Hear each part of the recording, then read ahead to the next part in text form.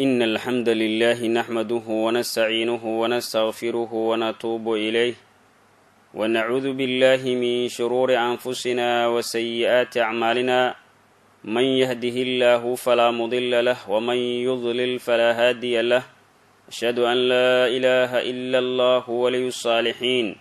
وأشهد أن محمدا عبده ورسوله أما بعد إخوة الأعزاء weli waxaan ugu jirnaa muxaadaradii aan uga hadlaynay iftiiminta axkaamta ku saabsan soonka. muxaadaran waxaan uga hadli doonaa biidnillaahi tacaala wujuubu zakaati alfidri min ramadaana. bisha ramadaan marka ay dhammaanayso zakada loo yaqaana zakaatulfidriga in la bixiyo inay waajib tahay. muxaadaran waxay marka ku saabsan tahay waxa loo yaqaana daqarsoon ama zakaatulfidriga oo laga rabo qof kasta oo muslim ah inuu iska bixiyo, naftiisa uu ka bixiyo,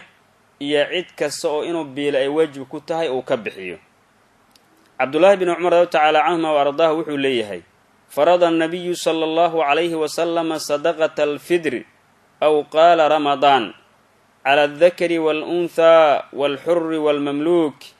waalsagiiri waalkabiiri min almuslimiin saacan min tamrin aw saacan min shaciirin facadala annaasu bihi nisfa saacin min burin. wuxuu leey cabdullahi bin cumar radi tacaala canhuma waradaahu farada annabiyu sala allahu calayhi wasalama nabiga ilaahay wuxuu farad yeelay sadaqata alfidri afurka sadaqadiisii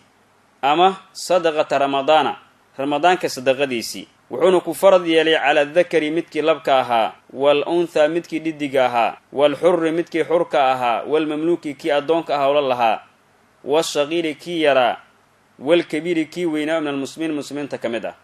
dadka lagu faradaya zakada waxa weeyaan rag iyo dumarba waa lagu farad yeelay. xur iyo addoon wuxuu noqdo waa lagu farad yeelay, ha weynaada ha yaraado waa lagu farad yeelay, laakiin waxaa shardi ah min almuslimiina muslimiinta inay ka mid yihiin. muxuuna nabiga farad yeelay calayhi salaatu wasalaam saacan min tamrin suus timir ah, aw saacan min shaciirin ama suus qamadi ah, facadala annaasu bihi saaci dadku way ka leexdeen buu yidhi oo waxay ugu leexdeen nisfa saacin min burin, baalkan burka la yidhaahdo barkiis inay bixiyaan. xadiisku waa xadiis saxiix bukhaari muslim ayaa soo saaray. lafdi kale oo bukhaari muslim ay lahaayana wuxuu ahaa an tu'addaa qabla khuruuji annaasi ila asalaa, in la bixiyo buu farad yeelay dadku intayna salaada u bixin ka hor, yacni salaada ka hor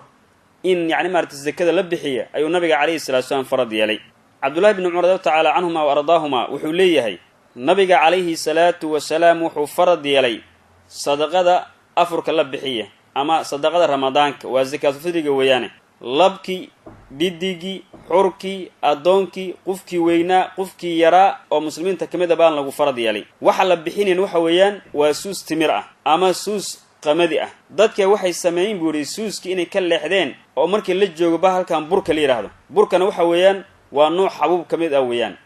ee burka macnihiisa ma ahan midkan hadda daqiiq loo yaqaano. midkan annaga aan isticmaalna waxaa loo yaqaanaa daqiiq, ee bur lama yidhaahdo.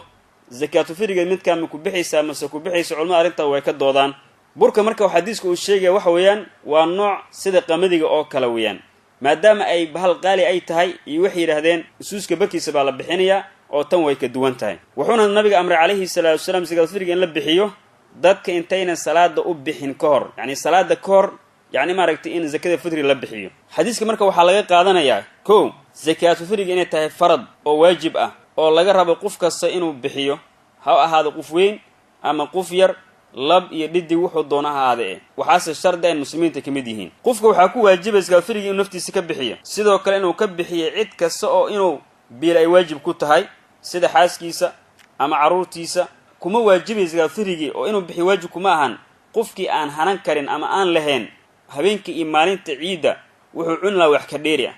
qofka hadduusan haysanin habeenka ciidda ah iyo maalinta ciidda wax ka dheeri ah, qofka isaga ah la dhihi maayo zakaatulfidri baa kugu waajibtay. waxaa kaloon waajib ahayn oo zakada laga bixinaynin haweeney hadday uur leedahay canuga caloosha ku jira zakaa laga bixinaa la dhihi maayo. hasaate waa laga bixin karaa baabu tadawuc marka la joogo, maxaa yeelay cuthmaan bin cafaan radi tacaala canhu ardaahu ilmaha uurka ku jiraay zakaatulfidriga waa ka bixi jiray. zakaatulfidri marka qadarka la bixinaya waxa weeyaan waa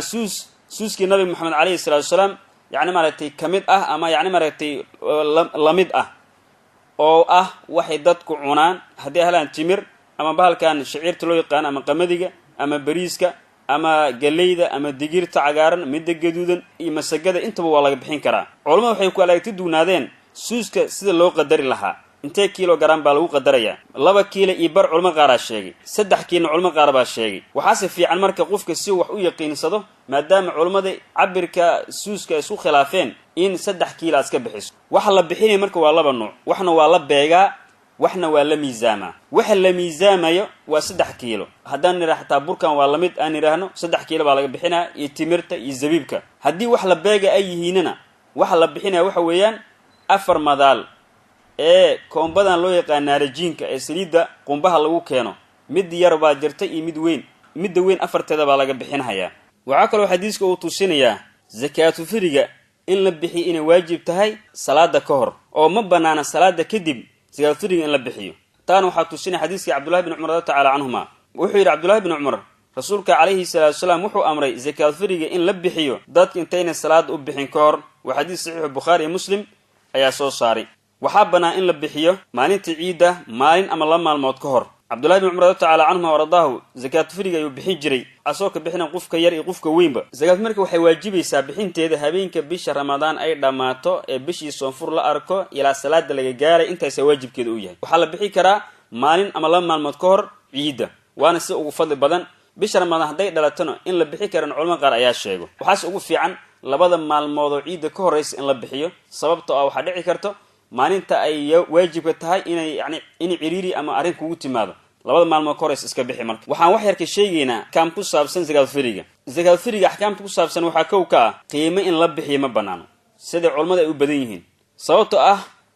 nabiga kaleeyhi sallallahu alayhi wasallam xilligiisa waxa la bixin jiray raashinka baa la bixinayaa qiimaha marka oo loo leexdan waxay noqonaysaa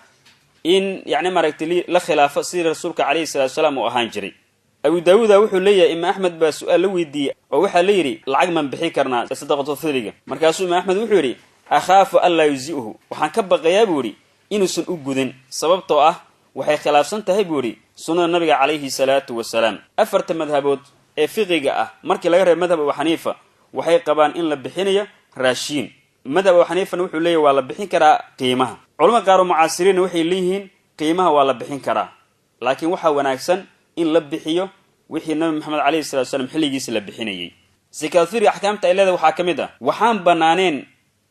oo aanan gudaynin wax liita in la bixiyo marka zakat firiga aad bixinaysid wax liita oo qasdina ha bixinin maxaa yeelay Allah tabaaraka wa taala waa tayyib la yaqbalu illa tayyiban wax wanaagsan ma ilaahay wax kale ma aqbalo xukunka ay leedahay zakat firiga waxa kale oo kamid ah qofkii zakat firiga bixinteeda dib u dhigo asuur daar haystay wax dambi ma korkiis maahan xilligii zakat firiga uu iska bixin lahaa uu bixin waayay sababtoo ah yurdaar ayuu haystay qofka asaga waxa leeyahay wax maaragtay dambi korkiisa ma ahaanin hasaatee waxa waajib markuu cudurkaas meesha ka baxo inuu zakat firiga u bixiyo ahkaamta ay zakat firiga waxa kale oo kamid ah waxa waajib zakat firiga in la gaarsiiyo dadkii mutay dadka mutay in la gaarsiiyo oo masaakiinta iyo fuqarada ah weeyaan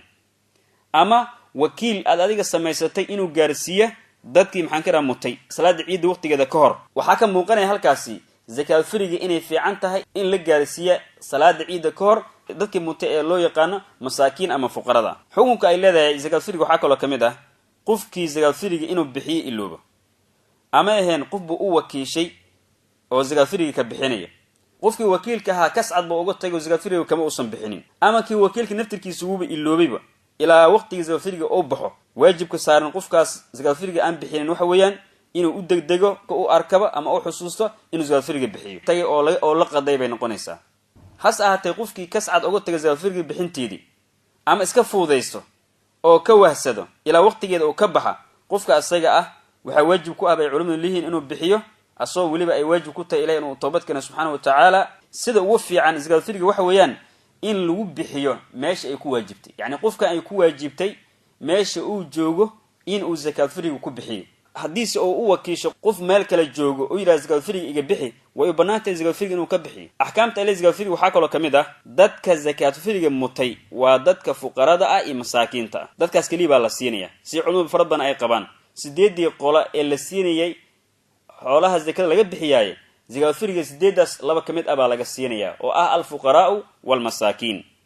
ahkaamta ay zakat firiga waxa kale oo kamid ah qofkii faqiirka ah ee zakada la siiyay waxa u banaan zakadii la siiyay naftiisa inuu ka bixiyo ama caruurtiisi ama cidii inuu bil waajib ku ahayd inuu zakada ka bixiyo macnaheedu waxa weeyaan qofkii miskiinka ahaa ama qofkii faqiirka ah ayaa zakad fitr la siiyay waxa u banaan qofka miskiinka ah ama faqiirka zakad fitr la siiyay isla iyada naftirkeedii inuu naftiisa kaga bixiyo hadduu awal haysanin hadduu haystaay waa in inuu iska bixiyo u banaan Soomaalida waxay sameeysaa zakad fitrigii lagu lahaa waxay siiyaan macallimiinta dugsiga quraanka macallimiinta dugsiga quraankana waxay kamid yihiin dadka masaakiinta ah waa hadaysan lahayn cid ka faala qaaday macallinka haduu leeyahay cid ka faala qaaday ee mushaar siinaysa oo bishii wax